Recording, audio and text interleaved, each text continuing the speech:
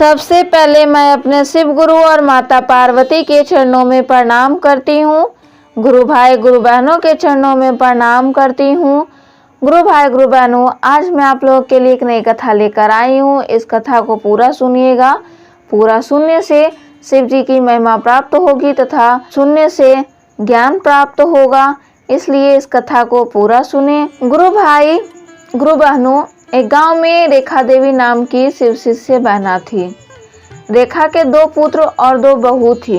रेखा देवी के पति की कुछ साल पहले ही उनकी मृत्यु हो गई थी। रेखा देवी शिव जी की बड़ी भक्त थी। वह नित दिन महादेव का पूजा करती थी और हमेशा कहीं भी शिव चर्चा होता वहां भी चली जाती थी। अगर काम रहता तो काम छोड़कर चली जाती थी। वह खाना भूल सकती थी लेकिन शिव चर्चा में जाना नहीं भूलती थी। बड़ी बहू कुछ समय अपनी सास के साथ रही अच्छे से, लेकिन रेखा की इस तरह बर्ताव से चिढ़ती थी। लेकिन अपने पति के डर से वह कुछ बोल नहीं पाती थी। और छोटी बहू सीधी थी, लेकिन उसके पति का देहांत हो गया था कुछ महीने पहले ही, इसलिए उसकी जेठानी के सामने उसका कुछ नहीं चलता था। वह अपनी सास की बहुत ही सेवा करती थी, तो रेखा हमेशा अपनी छोटी बहू को मानती थी और अपनी जेठानी की भी बात माना करती थी।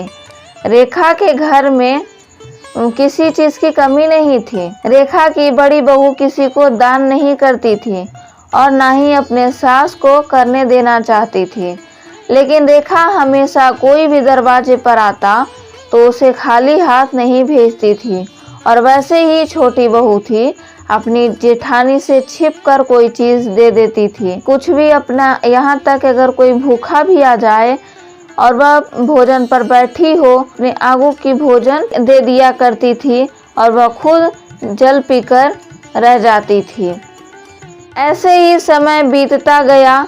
एक दिन रेखा का बेटा घर पर नहीं था, तो रेखा अपनी बड़ी बहू से जाकर कहती है, बहू शिव चर्चा में जा रही हूँ, अगर चाहो तो तुम भी चल सकती हो। तो उसकी बड़ी बहू कहती है, माँ जी मैं नहीं जाऊंगी, आप जाइए, मुझे आपके तरह ढकोसला नहीं करना है। यह सुनकर रेखा बहुत उदास हो जाती है और फिर वह शिव चर्चा में जाने लगती है। तो उसकी छोटी बहू कहती है कि माँ जी मैं आपके साथ चलूंगी शिव चर्चा में। तो रेखा बोली, ठीक है चलो, अगर वो नहीं चल रही है तो तुम ही चलो। रेखा की बड़ी बहू छोटी बहू से कहती है, ओ महारानी कहाँ चली, घर का काम कौन करेगा, काम ना करना पड़े तो शिव चर्चा का बहाना करके चली जा रही है। छोटी बहू कहती है, दीदी मैंने घर का सारा काम कर दी हूँ, बाकी काम आके कर दूंगी। यह बोलकर अपनी सास रेखा के साथ चली जाती है। इधर रेखा की बड़ी बहू सोचती है, ये दोनों इस घर पर बोझ हैं, सिर्फ दिन भर घर में बैठे खाते हैं और आराम से फरमाते हैं। इन दोनों को क्यों ना घर से बाहर कर दिया जाए। तभी वह योजना बनाने लगी कि कैसे अपने पति को उन दोनों के खिलाफ करेगी। तभी जब रेखा का बड़ा बेटा घर आता है तो उसकी पत्नी उसके सामने रोने का नाटक कर रही थी कि उसकी सास कोई काला जादू करती है। तो पहले तो उसका पति नहीं मानता है कि मेरी माँ ऐसा नहीं कर सकती है, तुम पागल हो गई हो क्या, कुछ भी बोले जा रही हो। रेखा की बड़ी बहू बोली कि इसमें सिर्फ माँ ही नहीं, इसमें छोटी देवरानी भी इसमें शामिल है। तभी उसका पति कहता है कि तुम पागल हो गई हो, आजकल के ज़माने में क्या अंधविश्वास कर रही हो, तुम्हें समझने में गलत फहमी हो गया होगा। और बोलकर वहां से चला जाता है अपने कमरे में। रेखा की बहू सोचने लगती है कि लगता है इन्हें कैसे भी करके दिखाना ही होगा। तो एक रात जब रेखा और छोटी बहू जाप कर रही थी शिव जी का, रेखा की बड़ी बहू अपने पति को ले जाकर अपनी सास के कमरे में दिखाई, देखिए कि आपकी माँ और आपके भाई की पत्नी क्या कर रही है। तो रेखा का बेटा देखकर दंग रह गया, उसे विश्वास नहीं हो रहा था। लेकिन जैसा उसकी पत्नी दिखाना चाहती थी वो वैसा ही समझ गया। रेखा का बेटा गुस्से में अपनी माँ को बुलाने वाला था कि तभी उसकी पत्नी रोक लेती है और कहने लगती है कि अगर अंदर जाओगे तो हो सकता है दोनों तुम्हारे साथ भी काला जादू कर दे। तो उसका पति कहने लगा कि नहीं, मेरी माँ मेरे साथ ऐसा नहीं कर सकती। तो उसकी पत्नी कहती है ठीक है, माँ नहीं कर सकती लेकिन आपके भाई की पत्नी कर सकती है, धन के लोभ में आकर वह कर सकती है। तो अभी आप मत जाइए, सबसे पहले आप सारा धन दौलत माँ से भी अपने नाम पर करवा लीजिए, तभी इन दोनों का कुछ हो सकता है, नहीं तो हम दोनों बेघर हो जाएंगे। और फिर रेखा का पति सोचने लगता है कि यह मेरी पत्नी सही कह रही है, मैं अपनी पत्नी की बात नहीं माना। अच्छा हुआ कि पहले मैं जान चुका हूँ, नहीं तो पता नहीं हम लोगों के साथ क्या करती। रेखा का बेटा एक बार भी अपनी माँ से नहीं पूछा, ना ही अपने छोटे भाई की पत्नी से पूछा, और उन दोनों को मना फुसला कर रेखा का बेटा धन दौलत सारा मिल जाने के बाद उन दोनों को घर से निकाल देते हैं। बेचारी रेखा और उसकी छोटी बहू रोने लगती है और कहती है, हे महादेव, हम दोनों ने उनका क्या बिगाड़ा था, या क्या कभी कुछ नहीं मांगा था। वह तो पराई घर से आई थी, वो मुझे नहीं जानती, लेकिन मेरा बेटा तो मुझे बचपन से जानता था। मेरी बहू का पट्टी बंधा है तो कैसे पता चलेगा। और कहती है दोनों बहुओं में इतना फर्क कैसे है, दूसरे ही घरों से आई थी। तभी रेखा की छोटी बहू सास से कहती है, माँ जी अब कोई फायदा नहीं है, ये लोग हमारा तकलीफ नहीं समझेंगे, इसलिए यहाँ से कहीं और चलिए। फिर दोनों वहाँ से चलते गए। चलते चलते रेखा उसकी बहू एक दूसरे गांव पहुँचे और वहीं पर एक शिव जी का मंदिर था। रात को हो चुकी थी तो रेखा और छोटी बहू उसी मंदिर में रहने की सोची और उस रात को उस मंदिर में ही रुक गए।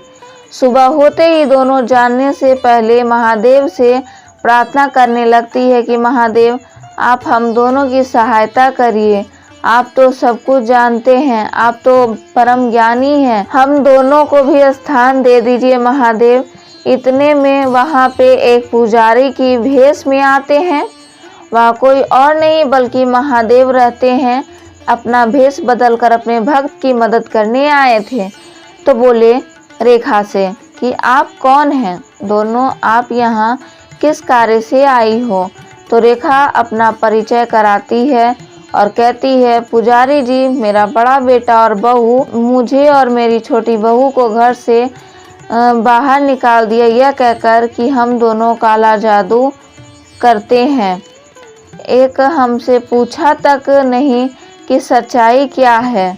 तो पुजारी जी कहते हैं, अगर आप दोनों को कोई दिक्कत ना हो तो आप इसी मंदिर में पूजा पाठ करवाइए और जो भी दान दक्षिणा आएगा, जो महादेव का भोग लगेगा, उसी में आप लोग अपना गुजारा अच्छे से कर लीजिएगा। और मंदिर के पीछे एक कुटिया भी है जिसमें आप रह सकती हैं। यह सुनकर रेखा और उसकी छोटी बहू खुश हो जाती है कि यह सबसे अच्छा और क्या हो सकता है, क्योंकि शिव जी का सेवा करना तो पुण्य का काम है।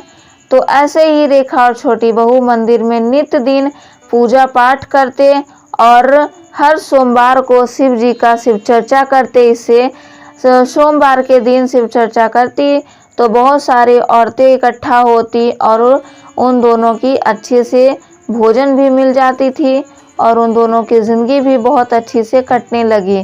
शिव जी के आशीर्वाद से उन दोनों को किसी चीज़ की कमी नहीं हुई।